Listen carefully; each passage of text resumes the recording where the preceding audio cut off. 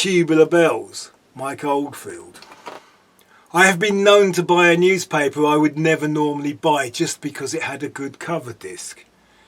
And having bought the paper, I would walk out of the shop and very theatrically take the disc from the front of the newspaper and throw the rest of the newspaper into the nearest rubbish bin.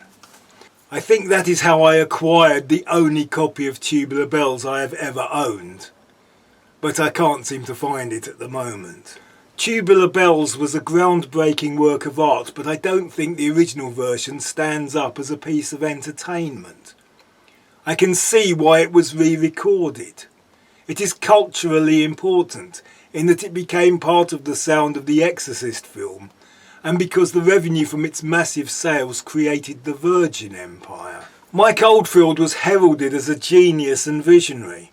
He was only 19 and he recorded most of it on his own using a multi-track tape machine and laying down much of it in studio downtime. The Exorcist section is by far the standout part of the album. The theme repeats using a 15/8 time signature, which is a bar of 8 followed by a bar of 7. This has the effect of being slightly hypnotic, but each time a beat is missed, it jerks your attention back into the room. It builds through some interesting modulations to a very satisfying climax. Generally, the whole thing is composed like a minimalist classical work with themes that repeat identically for minutes on end. The variety comes in the counter melodies that weave in and out, and by the number of different instruments used to play the variations that are layered on top of the original theme. The first part of it I ever heard was the sequence that builds up to the Tubular Bells, which is the finale to part 1. I was listening to a late night radio programme sometime in 1973, it may have been John Peel.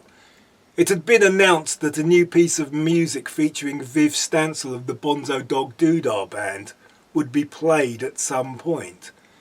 So I had my tape recorder ready to go when it started. I was obviously a bit disappointed that all Viv Stansel did was introduce the instruments, though I was quite intrigued and I did quite like it. But any enjoyment waned when it became so popular that I got quite sick of hearing it. The problem listening to it now is that it all sounds quite dull and muted. The instruments were played directly into the desk and the bass has that 1960s over-compressed trebly picky sound. On side 1 the first and last pieces build to peaks, but the bit in between is a bit aimless. I am not sure anyone listened to the second side back in the day. It is a bit of a mishmash and seems very much to be the B-side and a bit of an afterthought. However, it has the only really lively part on the album, with the only appearance of drums and some unrestrained lead guitar, which is verging on being exciting. Tubular Bells, Mike Oldfield.